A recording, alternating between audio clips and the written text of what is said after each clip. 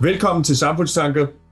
This will be an edition in English because today's guest is Karin Svanborg-Sjövall, who's former CEO of the Swedish free market think tank Timbro in Stockholm. Timbro was an inspiration to the establishment of my think tank CPOS. Before Timbro, she was a civil servant at the Swedish Ministry of Education. She's also worked as an advisor to Folkepartiet, which is the Liberal Party. But there's also a party called the Liberal Party. We'll talk about that later. And she's also worked at several newspapers as, writing the opinion of the paper. Ledarskribent, it's called in Swedish, and it's called the same in Danish, ledarskribent. Karin has studied political science and European studies in Lund and Malmö, so just next door to Copenhagen, where I'm situated. But you're currently in Stockholm, right? Yes, I am. Yeah.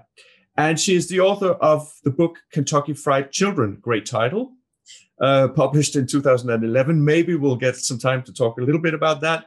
And she's currently writing a new book on populism, and we'll just hear a little bit about that book as well. But the topic of today is the current situation, political situation in Sweden, with a specific reference to what's going on with the non-socialist parties.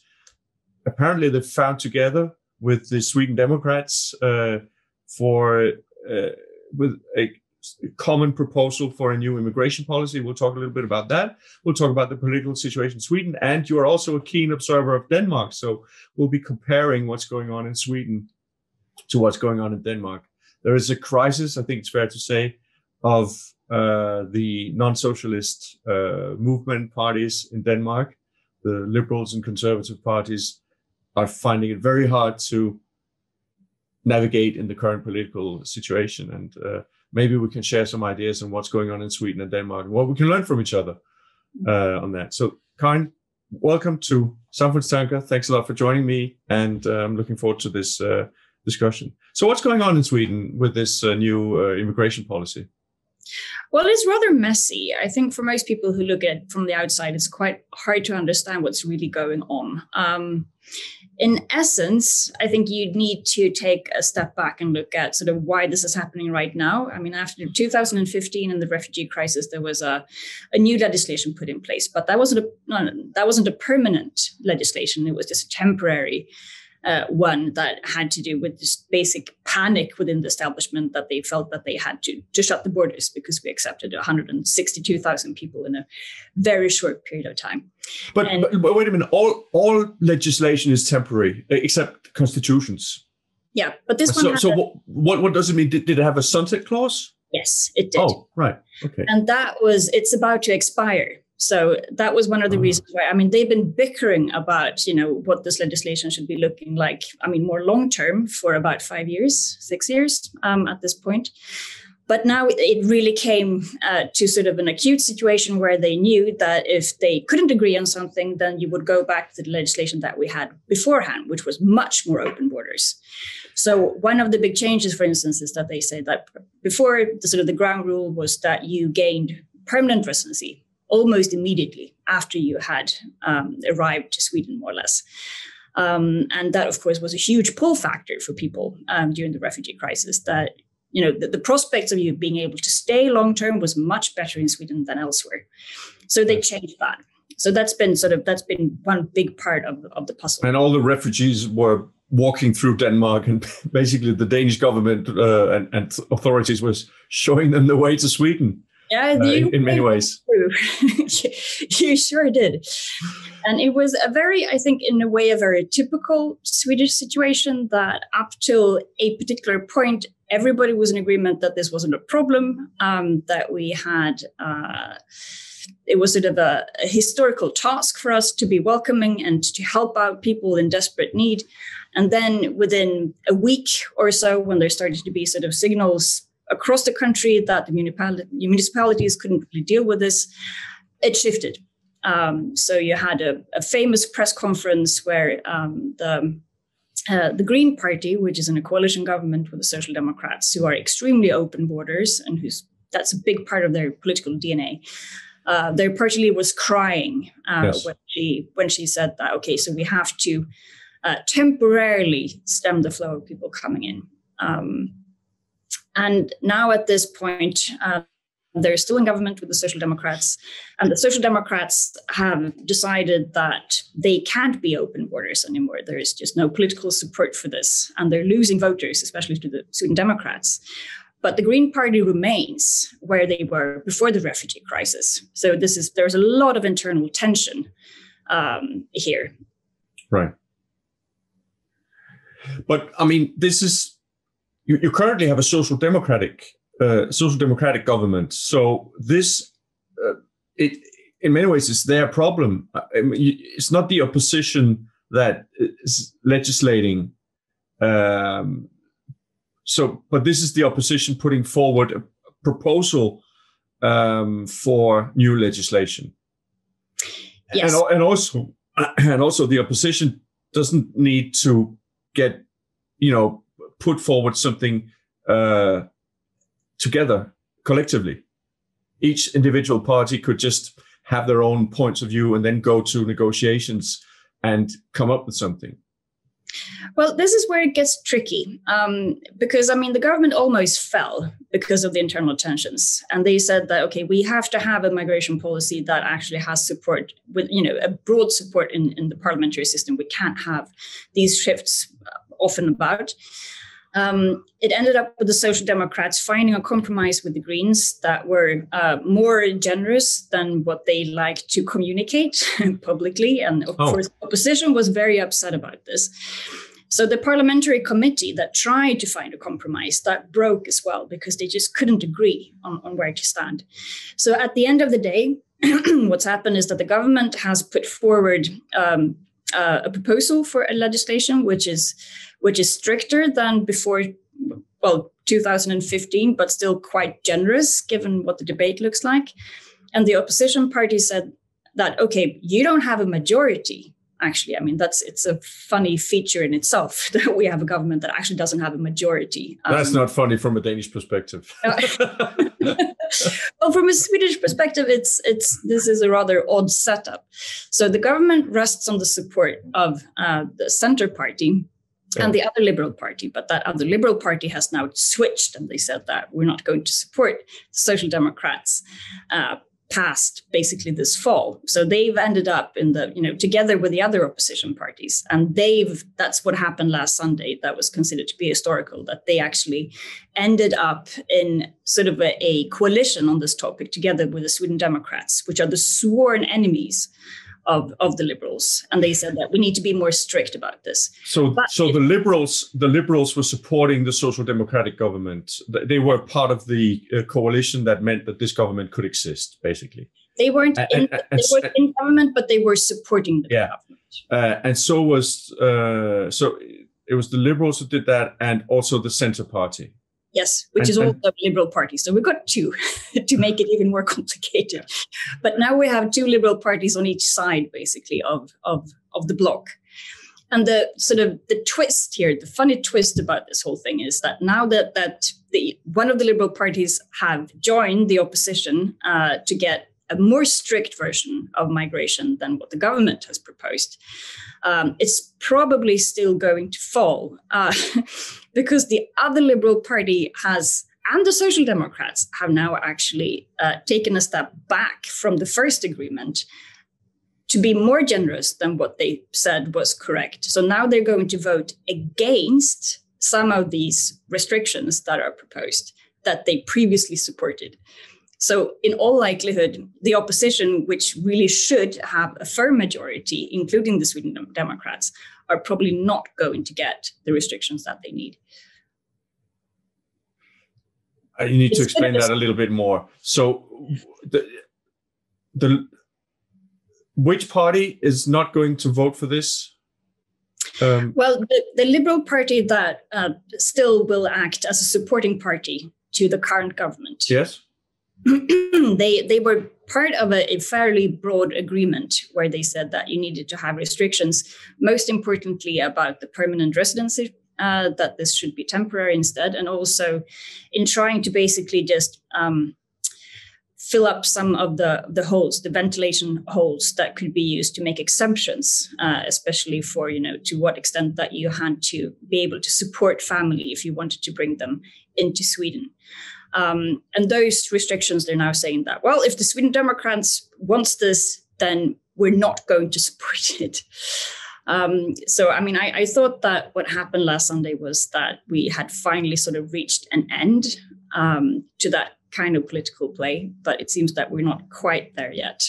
Okay. That who's sort of aligned with the Sweden Democrats really remains the most important feature for what kind of policies that are being able to pass through Parliament. So what is this going? What do you think this is going to mean up to the next election, which is still that's September 2022? Can you have elections before time in Sweden? So can a government call an election before the full election period is expired? If the government decides that, the government can say that, okay, if we can't get our policies through, they can call for an extra election. But then you would still have to have the election in September 2002, which means that it's very difficult for the opposition, especially because one of the liberal parties, the one that has shifted sides, is now well below the 4% threshold. So they're terrified of having an election at this point, because that would probably mean that they would end up just getting thrown out of Parliament, basically. Right. So it's quite an important tool or a weapon for the Parliament to use. Nobody really wants to have that extra election. So Liberalerne is taking a beating for having switched over to the Social Democrats by voters in the opinion polls. Well, they took a beating for having switched sides from the center-right bloc to the left bloc first. So, that's really when the big downhill began for them. But they haven't regained those votes yet. Then, of course, this is only about 4 weeks ago or so that they actually switched sides. So it's still fairly close. Yeah, but they haven't really switched sides the way you explained it. They sort of have, but they still haven't. They're not going to vote for it. Is that? Well, it's two separate things. One is that they have now clearly said that they are not going to. They're not going to make this government fall. So they're going to support it until the next election. But they've now said that they won't continue to support it. And they're beginning to do a lot more policies with the center-right bloc. They're now campaigning for a conservative government. They didn't do it beforehand. Okay. That's kind of a funny situation, isn't it? Yeah, but that was the best that the party leader could achieve, because the party is so split, even though it's tiny at this point. Exactly. You would expect that a party that is fighting for its own survival and that has, it sounds to me like they've been punished by voters by switching over to the Social Democrats, and still they refuse to switch back. That tells you something about the resistance to cooperate with the Sweden Democrats, doesn't it? That a party is willing to risk annihilation, basically, for that's the price they're willing to pay for not cooperating, cooperating with the Sweden Democrats. I think it's part of their historical DNA. This resistance towards nationalism and national conservatism is a really sort of defining feature of the party itself. As is with the other Liberal Party that remains, which is actually the most pro-market of all the parties in the Swedish parliament. Which is Samfundstanker. And they're the one who are now supporting the government. Also because they have made resistance to the Sweden Democrats the most important feature.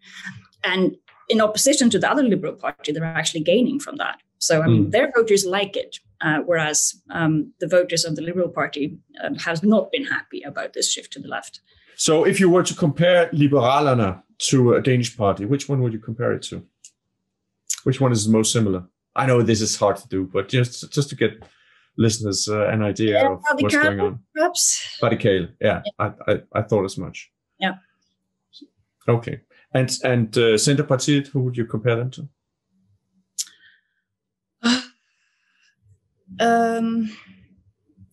That would be It's hard. I couldn't find one.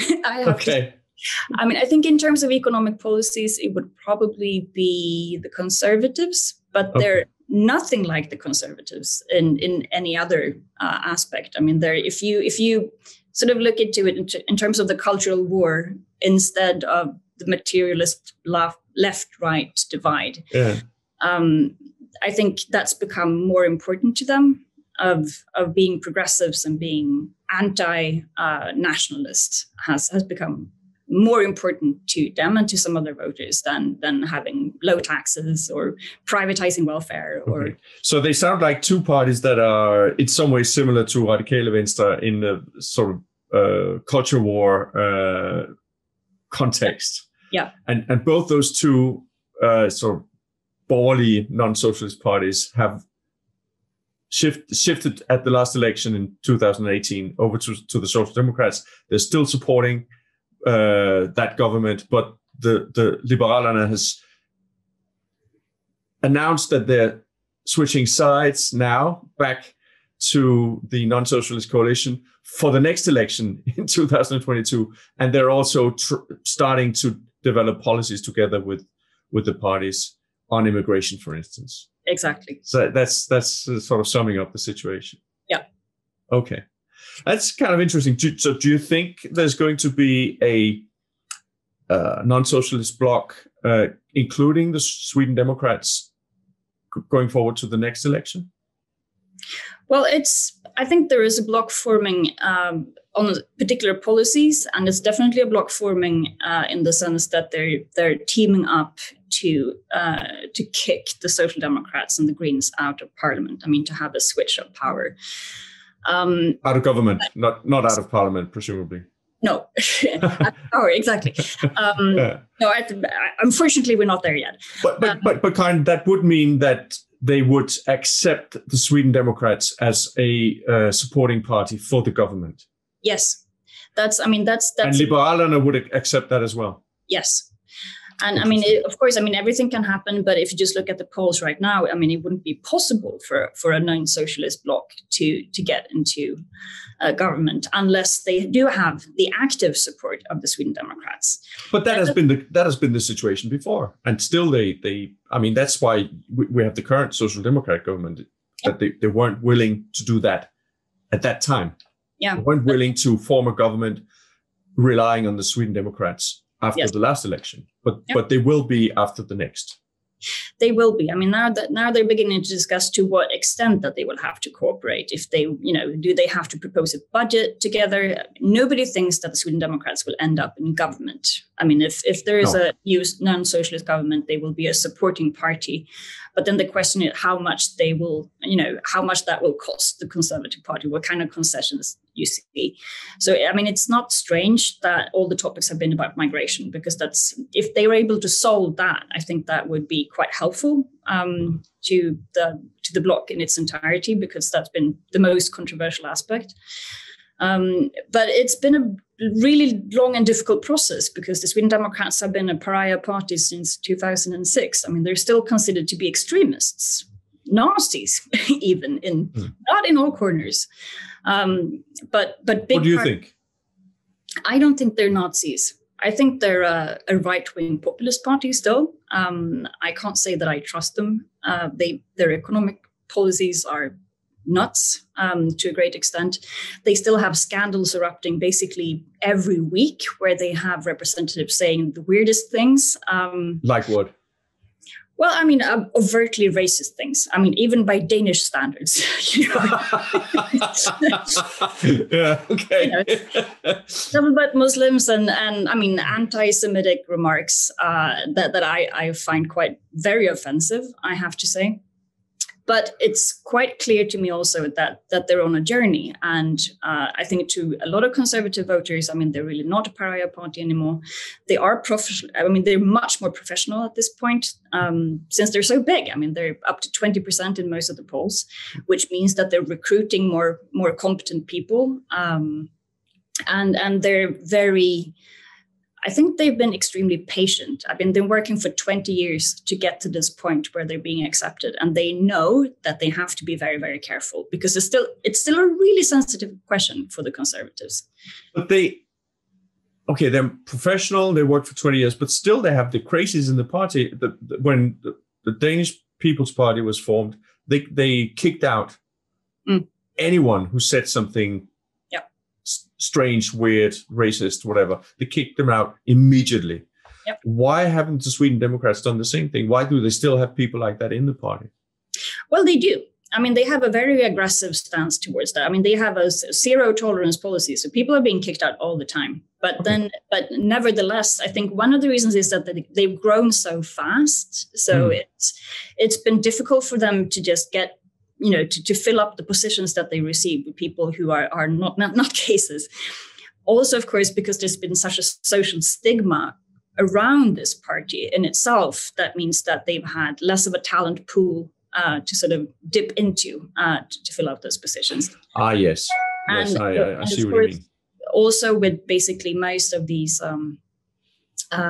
scandals, it's not people who have been overt about it. It's mostly about people who have been anonymous, who have written stuff on the internet under a pseudonym, and then journalists have been looking into it and found out that this is someone who holds office somewhere in a municipality or whatever.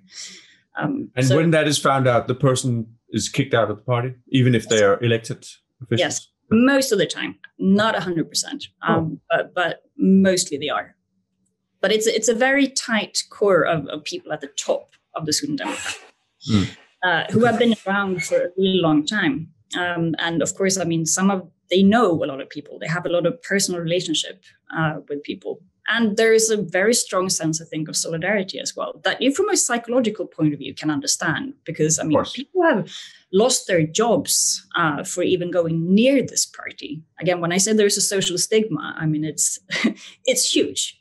They paid a very high personal price. Yeah. So, of course, that I think that comes into play as well. I mean, even with the Danish People's Party, I think one of the characteristics of that has been that they were very tightly knit, because they were also seen in Denmark. Famously, the former prime minister said that they would never be acceptable. I don't know exactly how to translate it. Stuerene.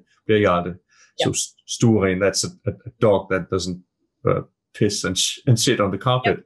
Yep. And he said, you'll never achieve that status. Which, it's not only saying it, you don't have that status right now, but he said you will never achieve that status. Yeah. And that has created that, they've used that to their benefit, because it has created a very tightly knit organization. It's them against us type of thing. So they've always been very, very loyal. Too loyal, perhaps now, because they have a party leader that's not performing. And with any other party after an election defeat that they saw last time, you would expect a revolt, and that hasn't happened, which is probably because of that feature. So that's something that's similar between the two parties, that they're internally very tightly knit and have a high degree of loyalty. What are the main differences, do you think? Between the Danish People's Party and the Sweden Democrats? Well, I mean, I think their origins is obviously one. I mean, it is true that the Sweden Democrats, I mean, they stem from a Nazi party. I mean, even though I would call them Nazis or fascists today, in general, I mean, that's the background. I mean, even the current party leader, he joined a party where, people were still wearing uniforms. So that's a rather big difference, which means that they have a lot more to prove in terms of showing that they've changed properly and that they're now a party that one can take seriously. Huge difference. The Danish People's Party came out of a parliamentary party that had been in parliament since 1973. That's a huge difference. Why do you think Sweden hasn't been able to create a sort of immigration skeptical party that is more, that doesn't come out of those troubling situations? That's a very good and interesting question. I mean, I remember when they entered parliament, there was just shock all across the board, because I think there was a very strong sense of that this just couldn't happen in Sweden, that we just weren't that country. And I think maybe it has to do with, really going back to the Second World War and the neutrality and the bad conscience about us sort of not being part of the war, and the sort of compensating by culturing this self-image of being a moral superpower, basically.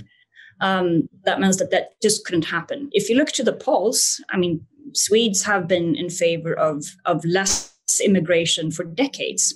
But on the other hand, I think the counter argument would be that it's up till 2015, it really hasn't been all that salient.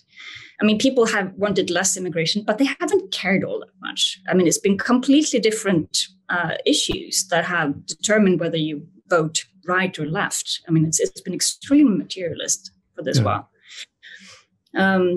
So it's complicated, but I mean, again, in hindsight, I mean, maybe the mystery isn't so much why we have a party that really why it took so long for us to sort of catch up with the demand. Yeah, if I was a political entrepreneur, I would look at I would have looked at the relative success of the Sweden Democrats, and I would have thought, hey, I can do better than them. I could have approximately the same policies and say, look, here's me with my party.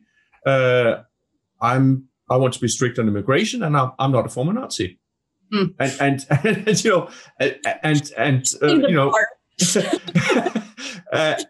and then you'd expect people to say, well, we're not actually Nazis. We're just very concerned about especially Muslim immigration. And then they would vote for that party. I'm just surprised that Sweden had to take that path to get that immigration skeptical party in parliament.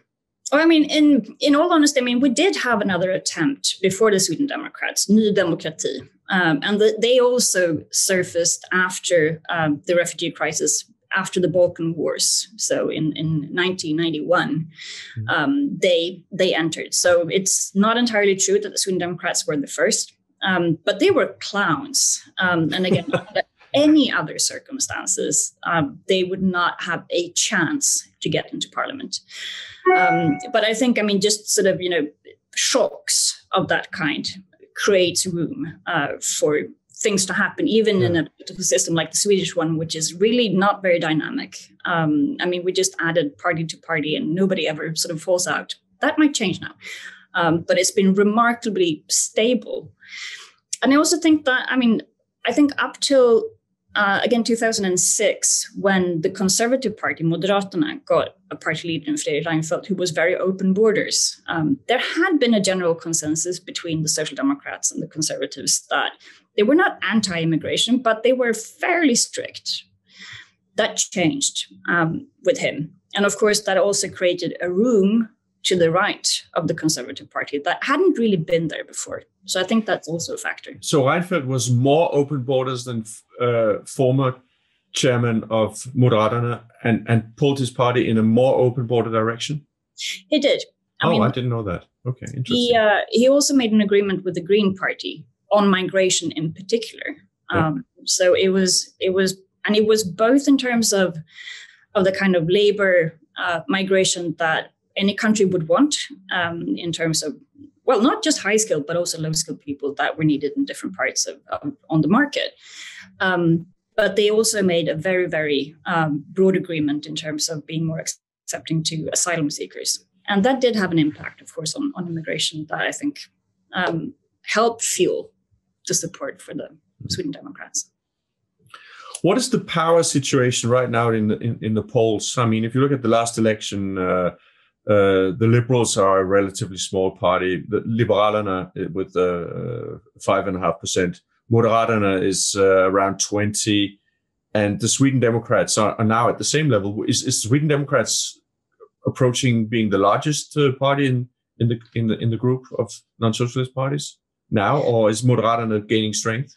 They're gaining. Moderaterna is gaining strength. I think just before the Corona pandemic hit, the Sweden Democrats in one poll were the biggest party, and that was a shock. But that was after a fall of all attention going into shootings and explosions in Malmö and criminality and on immigration.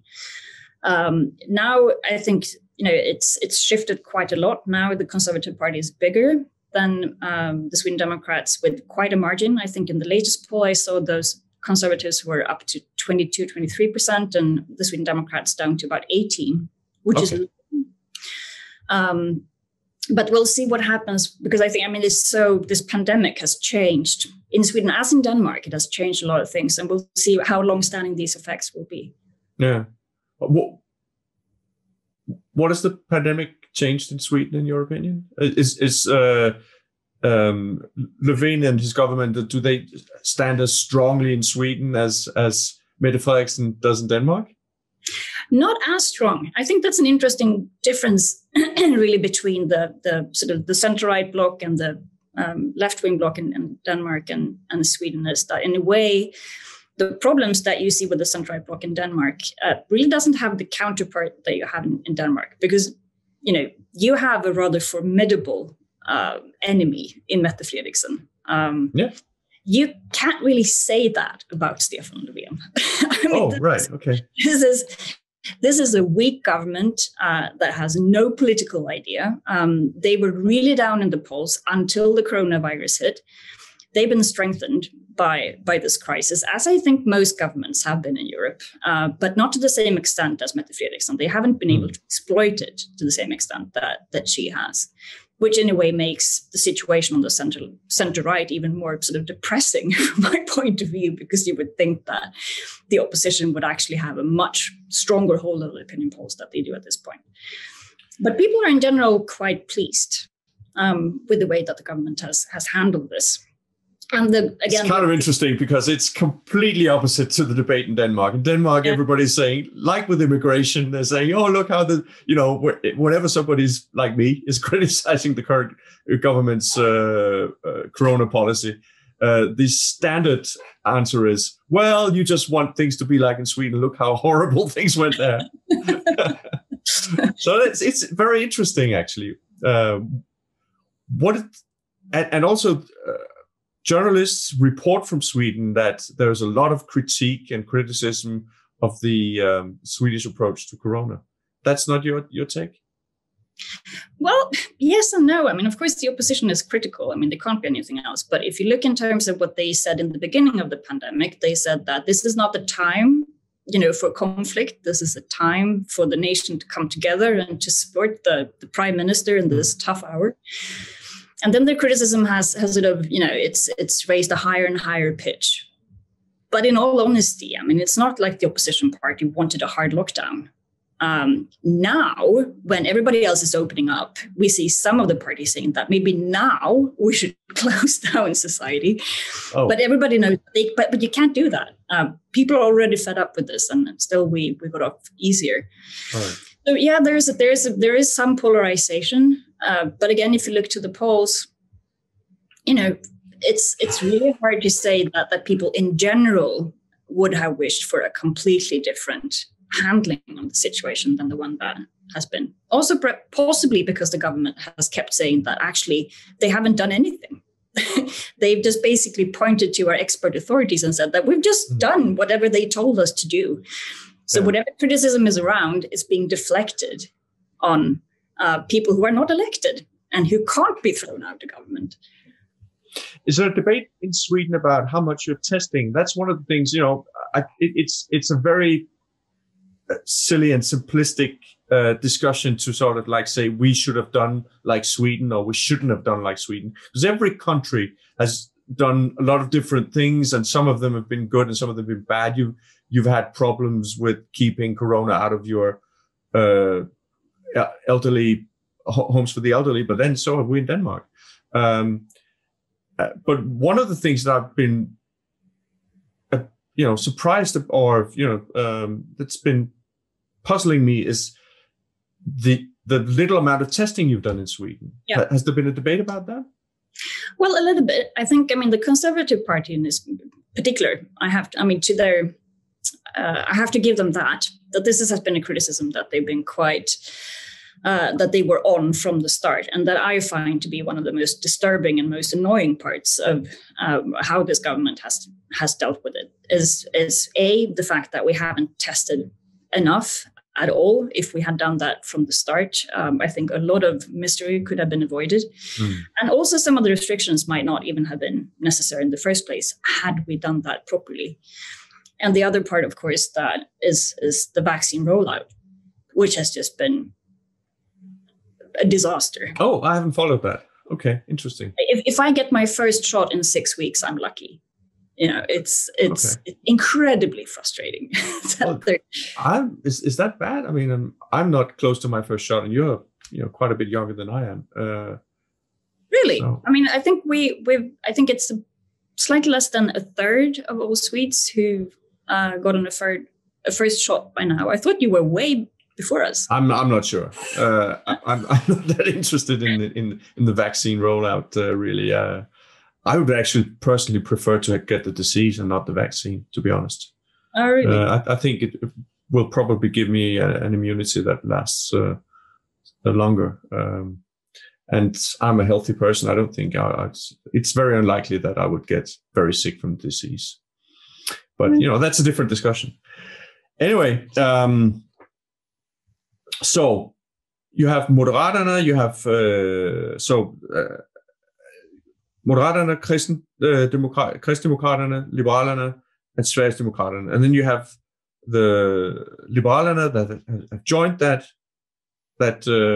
coalition. I didn't quite catch the Center Party. What is their position now? They're still supporting the current government, but they've also announced that they will be joining the other side. No, they haven't. No, what they've said is basically that we will remain in this agreement that we have right now, and then when the party comes, we will enter the election campaign as an independent party. We won't be supporting any bloc, but we're going to promise our voters that we will never ever end up in a situation where any of our policies are dependent on the Sweden Democrats, which basically means that they cannot join. And it also means that they cannot get very much influence in the current government because they've basically told Stefan Löfven that you own us. Well, I think what they would say is that in the agreement that they made, the Social Democrats had to pay, of course, for them to switch their support. So they made an agreement. In the first place, but now they've said that this is permanent and they will never go back. So Stefan Löfven can now say, well, That's an ongoing debate. And I think, I was against this agreement that was made. I thought that was a mistake, partly because I really mistrust the Social Democrats to do what they promise. And so far, I can't say that I've been proven wrong because it's true that in this coalition agreement, there were quite a lot of really good policies. Market-friendly liberal policies about reforming the housing market, which is a disaster, of lowering the top marginal income tax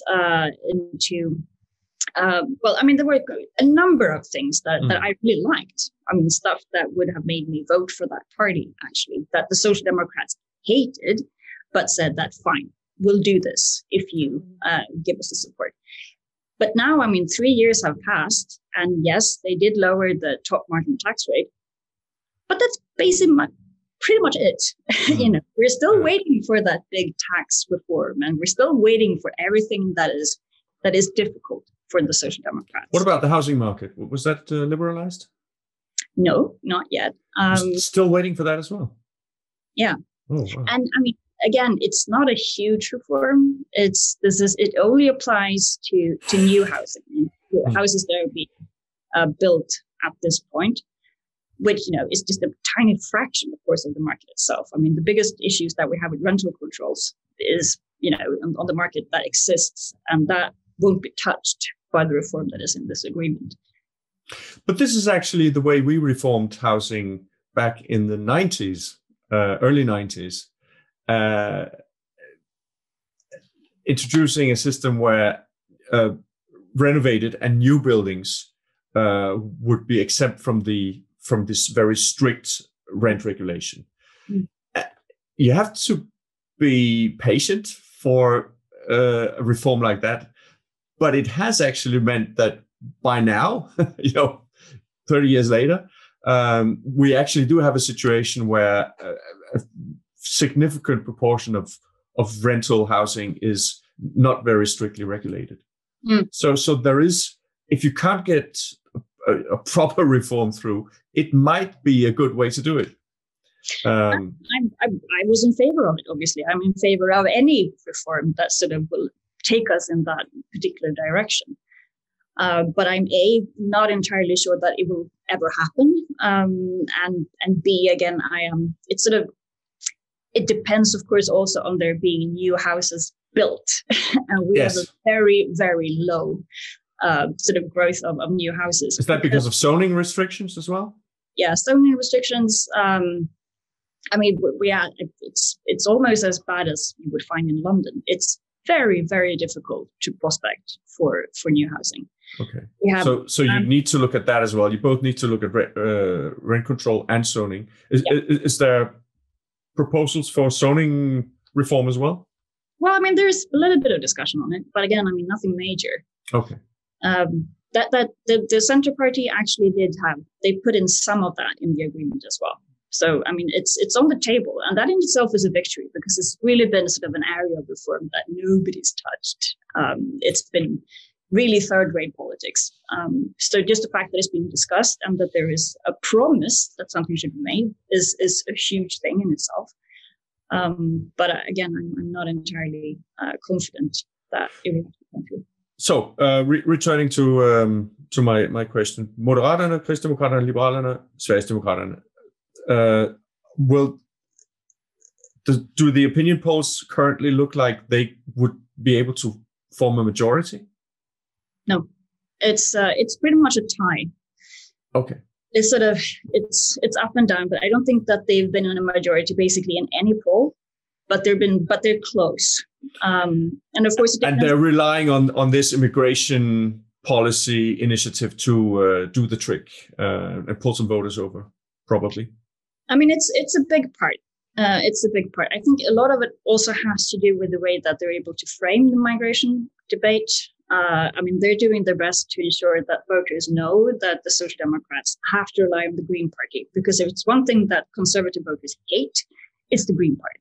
So, I mean, it's very polarized there. But I think the Social Democrats have been rather skillful, actually, in doing one thing and saying another, in portraying themselves as being in the middle here and being quite restrictive and lashing out at the Conservatives for having had Sweden end up in the situation in the first place. Whereas they're actually making quite a lot of agreements with the Greens that are doing this. So do you expect those four parties to come up with other collective policy initiatives in the time from now and up to the next election? Absolutely. I mean, there are quite a number of areas where they're close to each other. It's difficult because they don't want to be too close. They still want to keep a distance to the Sweden Democrats, but they still have to be able to show the voters that there is a credible alternative that can look at all sorts of policies. So except for migration policy, I think we will see a lot in terms of integration policy, on stronger emphasis on assimilation than where we had, more resistance to multiculturalism. Also, going back, which I really welcome, to more materialist issues in terms of what to do about the labor market. I mean, unemployment is rather high in Sweden, despite having a lot of good years behind us. So I think... So you still, for instance, have this system. A lot of people think that labor markets must be similar in Sweden and Denmark because, with Scandinavian systems and all that, they're actually quite different. Tell me what's inflexible about the Swedish labor market. Oh gosh, what's not inflexible? What are the worst? What are the worst bits? Well, I mean, I don't even know where to begin.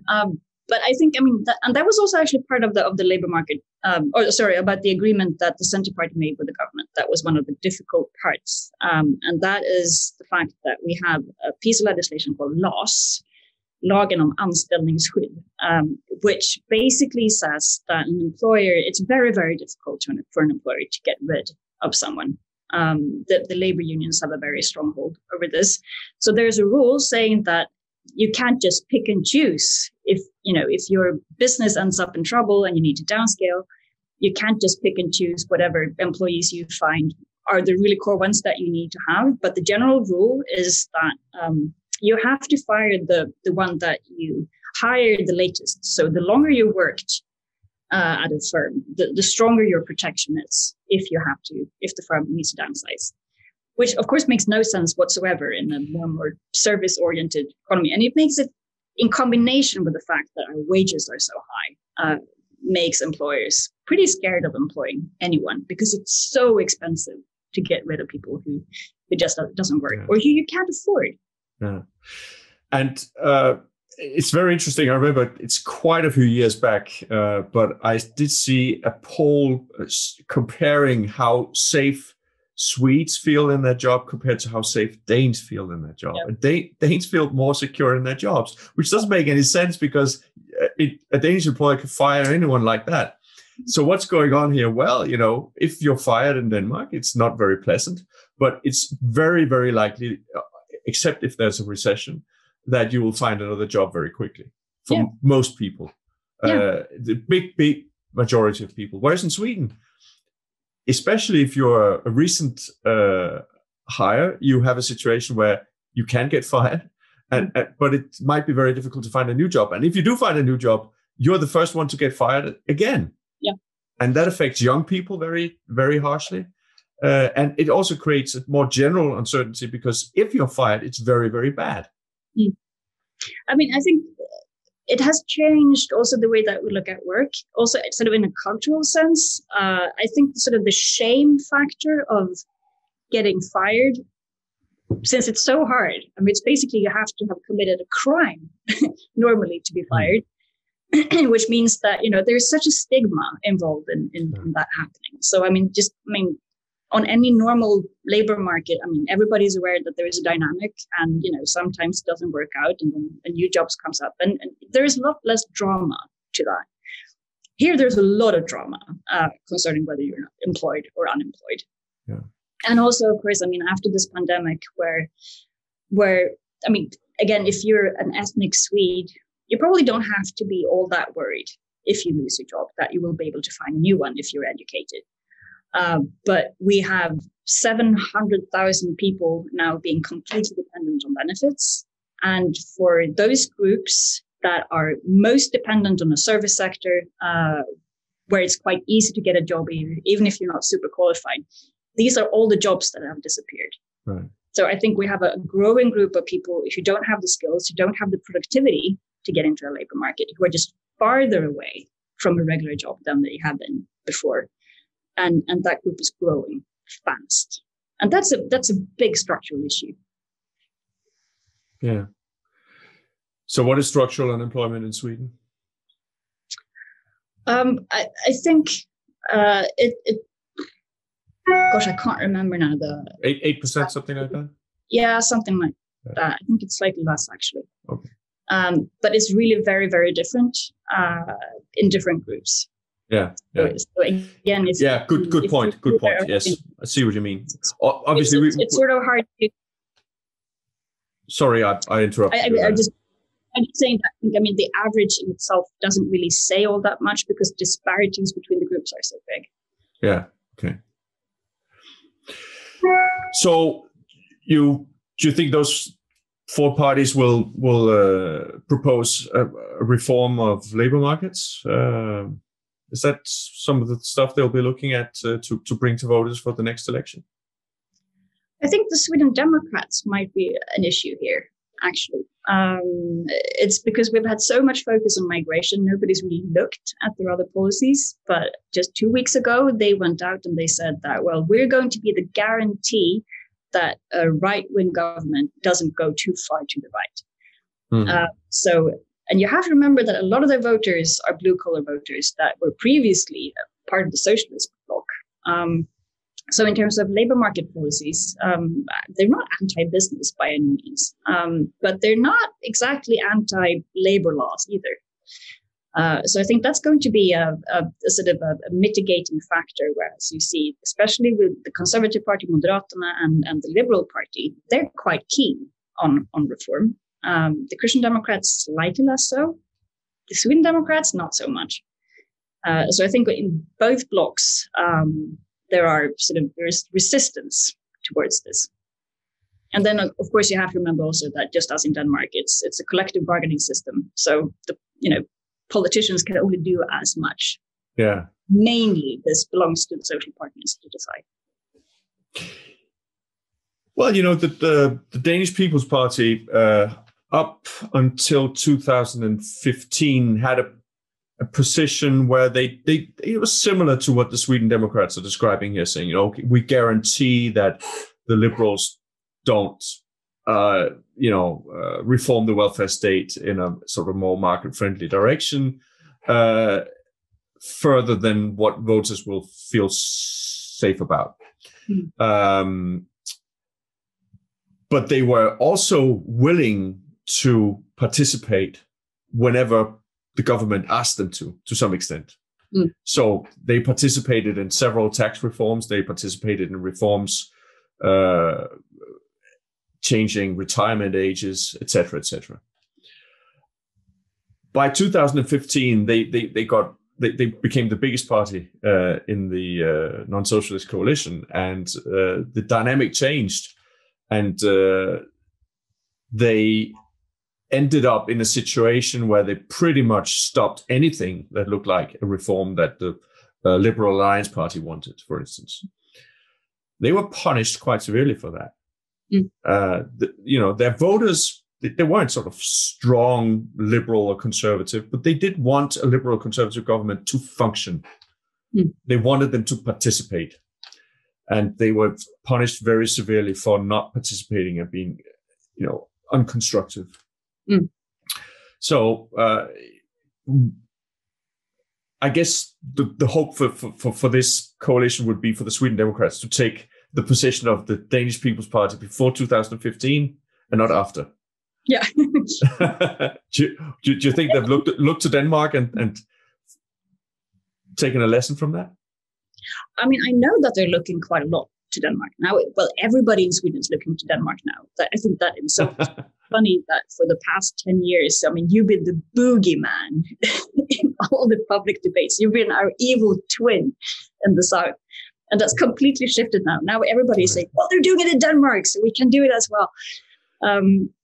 But going back to the Sweden Democrats, I think, this is really what all sort of more or less populist parties need to juggle with. On the one hand, they have voters that expect them not to be like the establishment, and they want them to be difficult and unconstructive. And then you have another part of the electorate that actually do want them to be constructive and to contribute in terms of having better policies being put in place.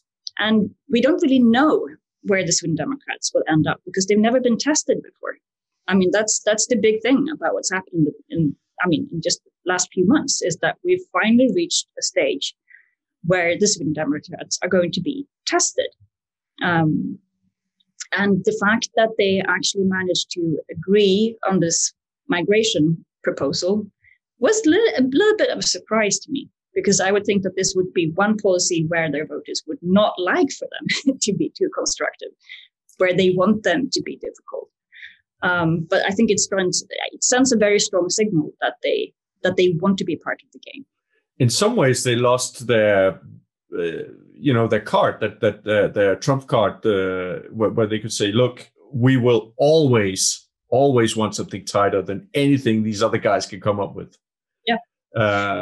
Which is still possible to say in Sweden, because you still have it's difficult in Denmark because, what to do next. We've pretty much tightened it up as far as it can go. Whereas in Sweden, that would be the sweet spot for them would be to say, well, those three guys, it's all very well, they're going in our direction, but it's not good enough. Yeah, they're saying that, of course, they're saying this is only the first step. Okay. If we have to choose between what the government is proposing and this, we think that the government's proposal is worse. So we will vote for what we think is the lesser evil, basically. But again, I think, they are taking a risk. Only by doing this, they could be saying that we're not going to, dirty our hands with any of this bullshit proposals. We're just, we're going to stay as radical as possible and say that not only do we need to have a complete moratorium on all immigration, we actually need to kick people out, which is what they think, but which is something that I think, will have a very hard time getting any sort of parliamentary support for. Yeah. Okay, so what do you think, looking at Denmark, what is the current situation for the non-socialist parties, the opposition? What does it look like to you? I mean, you're a keen observer. You're writing about Denmark in your book. We'll maybe get to talking a little bit about that. So what is striking to you when you look at what's going on in Denmark, looking at it from Sweden? I think one thing that stands out is that it's not just a crisis of the center-right bloc in itself, but it's very much a crisis of liberalism as an ideology. That it seems that the parties that have liberalism as part of their DNA have basically lost common understanding of what that means. So these discussions about, how close you can be to the more radical parties, how far is it possible to stretch a party between classical liberalism and national conservatism? Is one thing if it's very clear which sort of pole is the strongest. But if that's unclear, it becomes very difficult, I think, to gather the support that you need internally to actually have energy enough to push through basically what you want to do. And one thing that I've been interested in is also to what extent trying to accommodate the sort of the demand for more national conservatism, to what extent you can compromise on ideals such as, rule of law.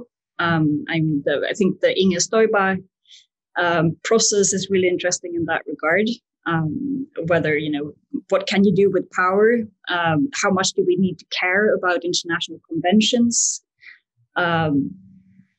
Really sort of core issues that I think maybe 10, 15 years ago weren't really that much of an issue, but seems to be an issue now, where people just don't really agree on these very fundamental issues anymore. And before I think that sort of part is sorted out, it's difficult to see how it's going to be possible to reconcile the very different views that seems to be around. Another thing that I find interesting is to what extent the sort of the culture wars have smothered the debate on what to do with the state, what to do with the market, the materialist issues, and to what extent, you might come to a point where you might feel that, okay, this culture war, maybe we're sort of at the end of the line here. We need to go back to more materialist issues. I don't know. I agree completely with you there, and I think that's something that this non-socialist parties in Sweden need to look very, very carefully at. That you don't end up in a situation where you lose the ability to talk about and to persuade voters and to create a policy agenda on all the other important issues, because immigration becomes this centerpiece that does the trick for you. So I think that's been the situation in Denmark over 15, 20 years, that whenever something got controversial, you could leave it be, competition in healthcare, choice, tax policy, all these issues. Whenever that became controversial, you would just say, okay, let's start talking about immigration instead. That always works. Yeah. And you just simply lose the ability to formulate policy and to persuade voters about policy on those issues. And voters start drifting. Yeah. They start drifting away from you. And suddenly you're in a situation where you're all dependent on immigration. And what has happened in Denmark is that the Social Democrats have taken over that issue. And basically the non-socialists are left standing at the station, and the train is gone. They have nothing. Well, I'm being a little bit blunt here, but they've close to nothing when it comes to policy development in other areas. I think that's my main nightmare. I mean, I think one absolutely viable scenario in Sweden is that if the current government loses and there is a center-right government in place, that the Social Democrats will switch again. They do that once in a while. And they will start courting the Sweden Democrats to just get them out of that bloc. And they will say that, if we get welfare, you'll get whatever you want. In terms of, you can throw as many people as you like out of the country. I mean, I think they're shameless. That could happen.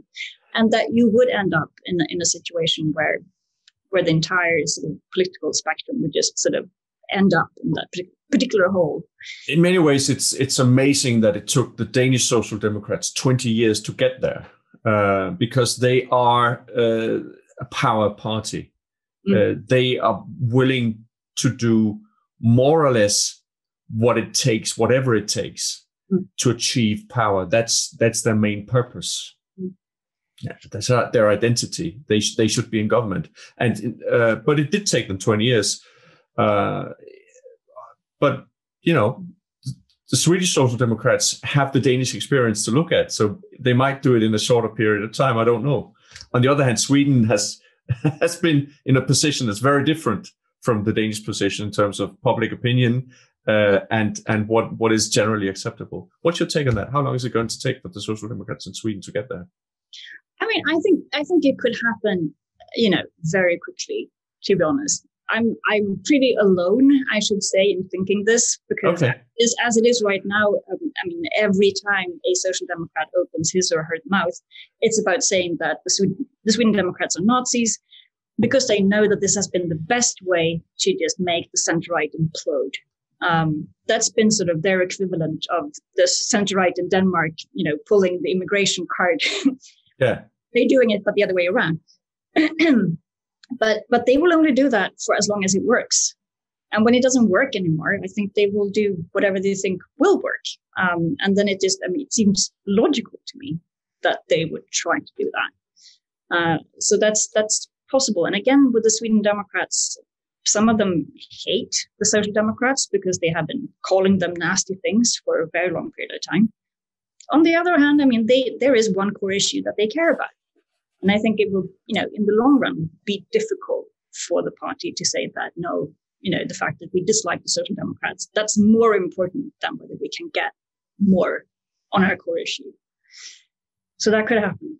I think that could happen. And that's another reason why it's going to be quite important that the center-right bloc now manages to deal with this rather delicate situation. Yeah. So what is your current book about populism? What is that about? I think if you wanted to, when the book is ready, I'd love to do a real podcast about the book. But just a brief introduction. What is it you're doing here? You actually left Timbro to write this book, I believe. Is that correct? That is correct. I'm doing a lot of things. I'm starting I have my own consultancy business that I'm building up. I have a project and I have the book. So I have a lot of things on my plate right now, but the book is my main focus. And what I'm doing is I'm looking at 3 countries in particular, Denmark being one. The other is Austria, and the third would be Greece. And I'm looking at populism in a rather broader sense. I'm not all that interested in the migration debate, as most other people are. I'm mostly fascinated by populism as a symptom of a much broader and bigger political change to the political landscape that we've seen in Europe for the past 100 years. The parliamentary systems in many ways are crumbling. Look at France. Austria is a good example of that as well, where the establishment is really trying to keep the control that they've had and that they're used to. And now you have these new political entrepreneurs who come in there and shakes everything up. Yeah. And I think this interplay between the renewal, I think it is a renewal of the political system, how that interacts with the establishment and the political cartels that are there really to sort of preserve the system as they know it. I think it's very interesting that you are focusing more on other issues than immigration, because I agree with your analysis that populism is much more than just there's so many other interesting aspects to it and troubling aspects to it in terms of how we deal with all the challenges that society faces. redistribution, globalization, economic policy in general. You were talking about housing policy and the labor market in Sweden, how that has been unreformable for decades, even though everybody with any understanding of this issue knows what needs to be done. And those are fascinating issues, and maybe looking at some of the extreme cases can explain something about what's going on in general. You know, how can we ensure that democracy is capable of delivering what needs to be delivered? Yeah, I think also from a principle point of view and from a sort of a libertarian point of view, whatnot, it's really quite fascinating to look at this, because I think one problem that we've ended up in is that we've been winning for quite a long period of time. And now I think liberals all across Europe stands out very much as establishment voices and very much as those who want to just preserve the current order.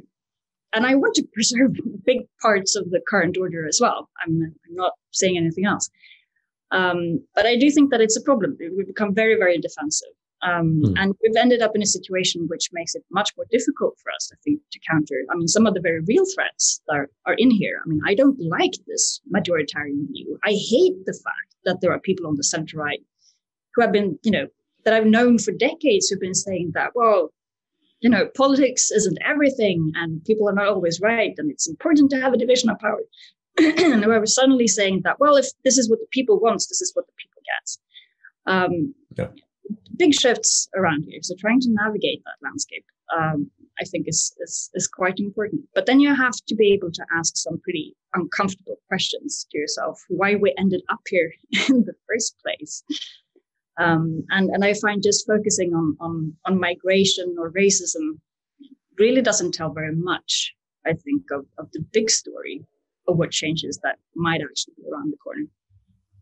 Oh, Karin, should we leave this as a cliffhanger for the next podcast on your book? Or do you want to just say a couple of words on... No, let's leave it as a cliffhanger. Shall we do that?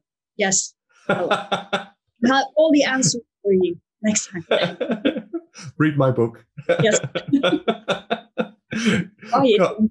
Karin, thanks for being part of Econ Talk. We will link to link to you must have a website with your consultancy. We'll link to your former book, Kentucky Fried Children, which we won't talk about now. We don't have the time. And we'll link to Timbro, of course, as well. And if there's anything else you'd like us to link to, just send me an email. Perfect. Thank you so much for having me. It was great fun. Ja, det var great. Thanks a lot. Thank you. Og tak til lyttere og seere. I må gerne give mig en melding med hensyn til det her med at lave podcasts på engelsk. Er det noget, jeg skal gøre mere af? Det giver jo den mulighed at få nogle folk med, som kan give os et helt andet perspektiv på tingene internationalt. Men selvfølgelig, der kan også være et sprogligt issue. Send mig en mail eller en kommentar på sociale medier om, hvad I synes om det. Tak.